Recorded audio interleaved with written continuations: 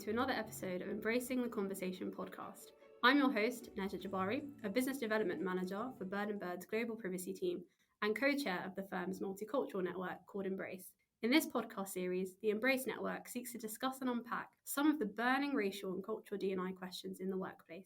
This episode is in collaboration with our Muslim faith group and to commemorate Islamophobia Awareness Month, which takes place every November in the UK. I am not doing this episode on my own. I am joined by a very special guest, Adilah Ilyas, who is a British Pakistani data privacy lawyer at Santander, a very dedicated supermom of two and a committed D&I champion. Adilah, welcome. Thank you. Great to be here. Thank you so much for joining us. I do follow you closely on LinkedIn, and I know you're incredibly vocal about both your Muslim faith and your Pakistani heritage. So it'd be great to dive into some interesting questions around your experience. So firstly, as a starting point, it would really be useful to gain an understanding of your career trajectory, particularly in the legal sector, which we know is very competitive. And it'd be good to know, how did your Muslim faith and your Pakistani heritage contribute to where you are and who you are today? Thank you, Najat.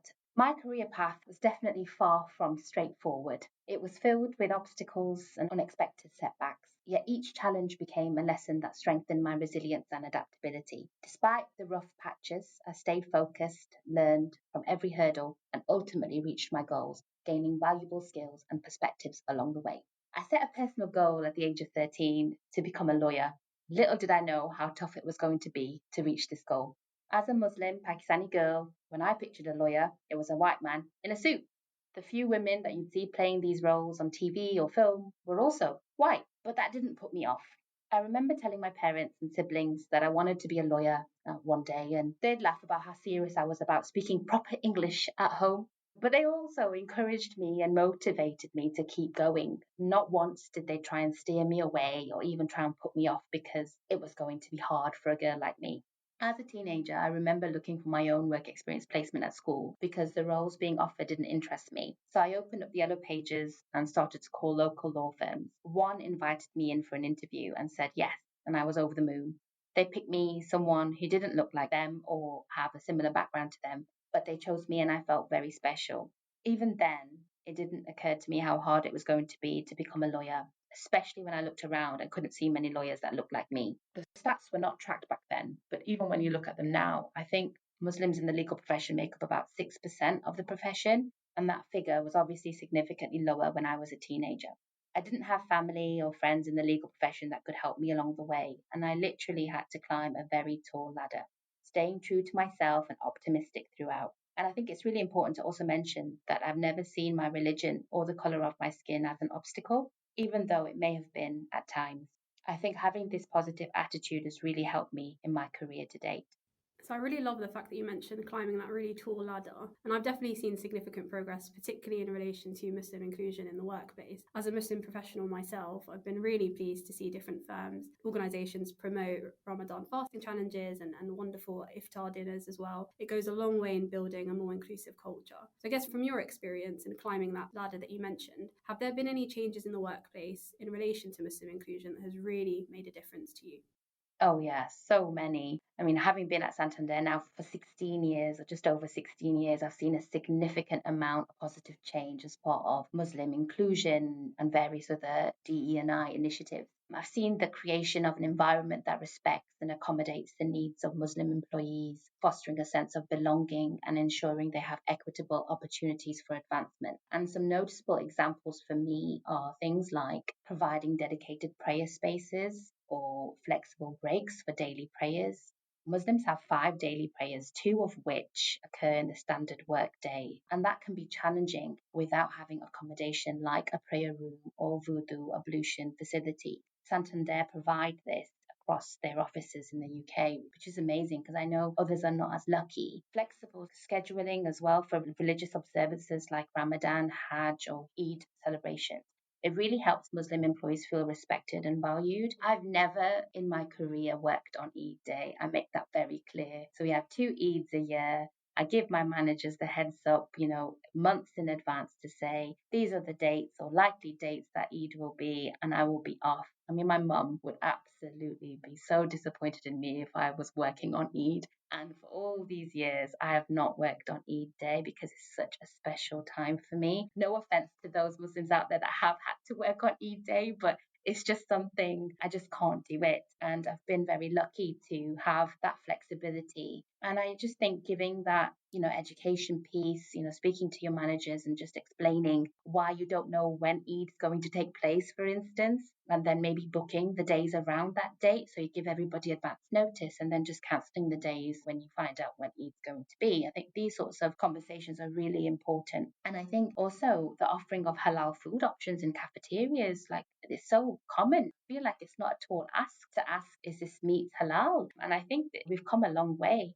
Also, flexibility with regards to dress code, respecting religious attire. I see a lot of Muslim women in hijabs around the office, in burqas as well, which is an essential aspect of inclusion. Another example, which I know, and it's happened to me over the last few years, is for social events, having non-alcoholic beverages available so that I don't feel excluded. Also, which is very important, policies against religious discrimination, along with proactive leadership support for inclusion. This reinforces commitment to diversity and means Muslim employees are represented and supported in leadership positions, creating a workplace culture where all faiths are respected. And I'm also seeing, which is great, an increase of opportunity to speak up and share stories, which offers that safe space to discuss experiences and share concerns. And all of this shows a commitment to a more inclusive culture, helping Muslim employees feel respected, supported, and understood in all aspects of their work lives. Completely agree with you, yeah, and I think it's definitely up to organisations to make sure that they facilitate that type of inclusion. I know I'm quite lucky, working at Bird and Bird. As a firm, we have a Muslim faith group, we have a separate prayer room, we have halal options in our canteen. I think all of those things, as you said, Adilah, definitely they help foster that kind of culture of inclusion, which is so vital for me, Muslim employees for sure. So I think one important component of inclusivity is definitely authenticity. So what advice would you give to others on how they can be their authentic selves in the workplace? Great question. I think being comfortable in your own skin and accepting who you are and where you come from is a beautiful thing and extremely important.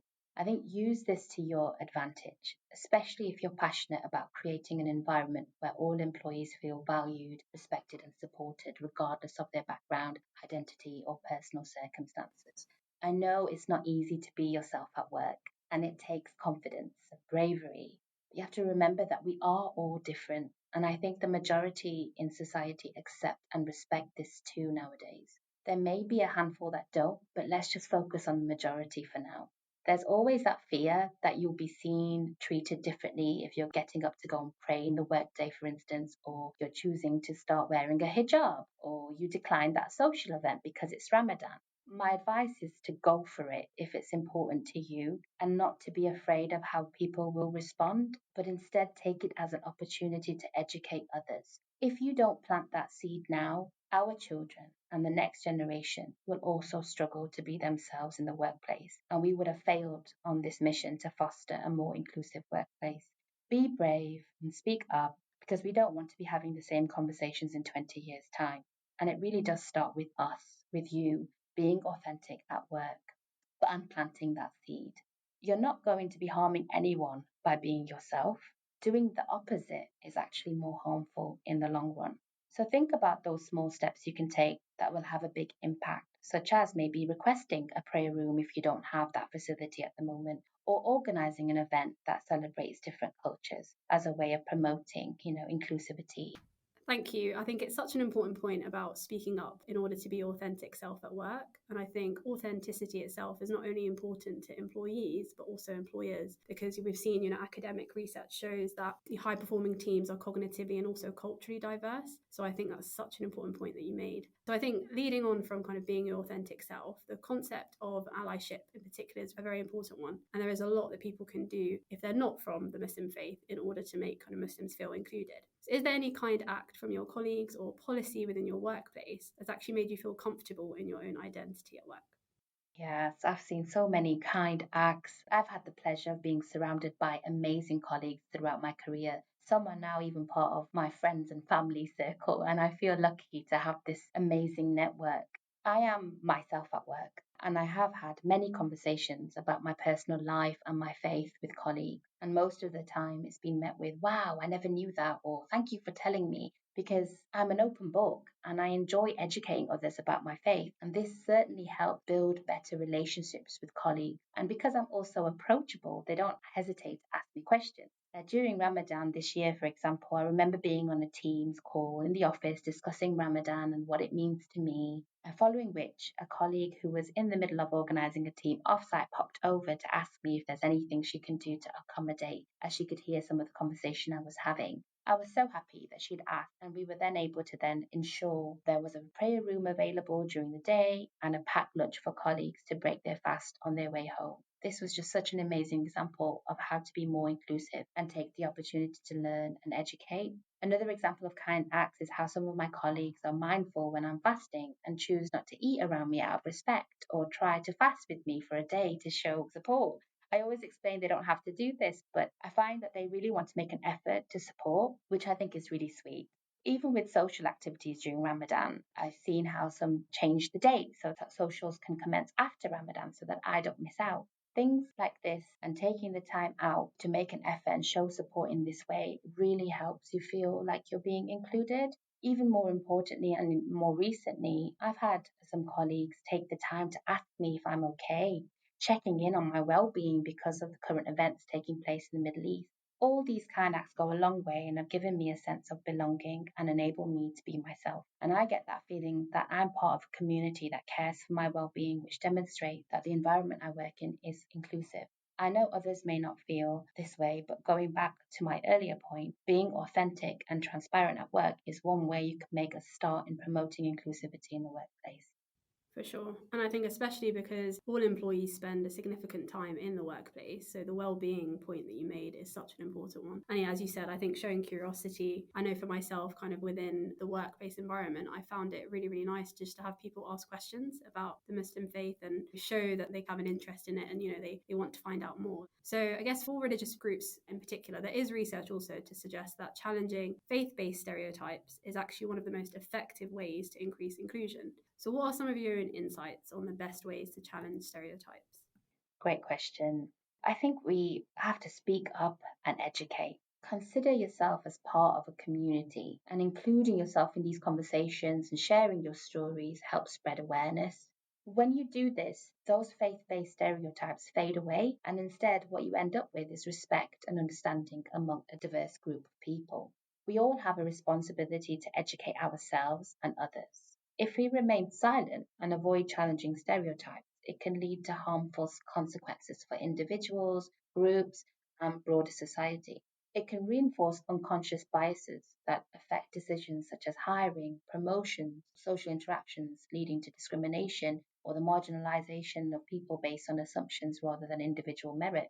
Stereotypes can place unfair limitations on people, especially in educational or career contexts. So don't be afraid to challenge. See it as an opportunity to educate and engage in open dialogue. And remember to celebrate and share success stories as a way of promoting diversity and inclusion. As part of the Reach Network at Santander, we recently hosted an event that celebrated cultures and diversity, and a significant number of people, including allies, came together and celebrated together. We had the opportunity to share stories. I shared my story, and I also had the opportunity to listen to other incredible stories from amazing people from a diverse background. It's through opportunities like this where we can really challenge stereotypes.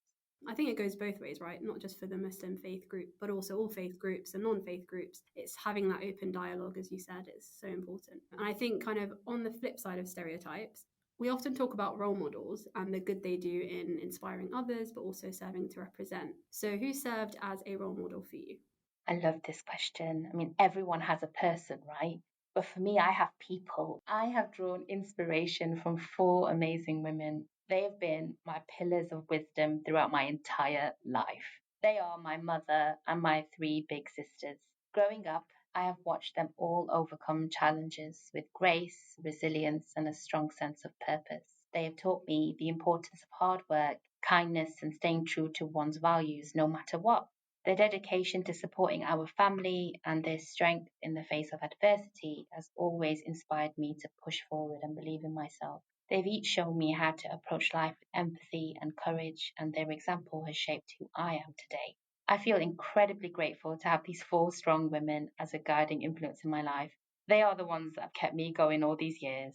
when I face adversity. And even now, we're so very close and lean on each other for support. And I know they are proud of me and how far I have come. And I too am extremely proud of each one of them. And when we get together, it's such a vibe and it's all love and we celebrate each other's achievements. Yeah, family role models are so important because in childhood, they're often the first people that you see and you observe in your early years, and they're so fundamental in shaping who you become.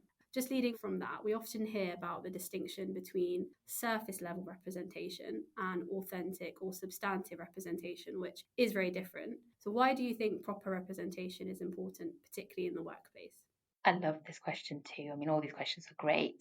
Surface level representation is okay, but it can be problematic because it often fails to achieve the benefits that true diversity and inclusion brings to an organization. That sense of belonging and feeling valued and heard would only come from authentic representation. Underrepresented groups may have a chance to experience support or pathways to leadership, which could lead to a more inclusive culture that values diverse perspectives. So, with authentic representation, we'll then be able to see more diverse leadership teams. This doesn't mean surface level representation is a bad thing, it's just a start. But without proper representation, it can lead to disengagement from employees, which will lead to slow or poor performance. And studies show that diversity drives team success. And the more diverse teams are known to be better at problem solving and innovation, which leads to improved business outcomes. Seeing things from different perspectives is extremely important for business in today's world. And authentic representation is therefore essential for cultivating an inclusive, effective workplace. And the core ingredient, I think, for a positive workplace culture is having people from a range of different backgrounds that can be authentic and can collaborate effectively. I definitely agree. Yeah, definitely. I think that low engagement point also is very important, particularly if you want to retain talent in your organisation. Thank you so much, Adilah, for sharing your insights. It's been really, really fantastic and really insightful, and I'm sure there's lots of takeaways for listeners. And I think it's a lovely way to mark Islamophobia Awareness Month. Thank you so much. Thank you, Najat, for having me.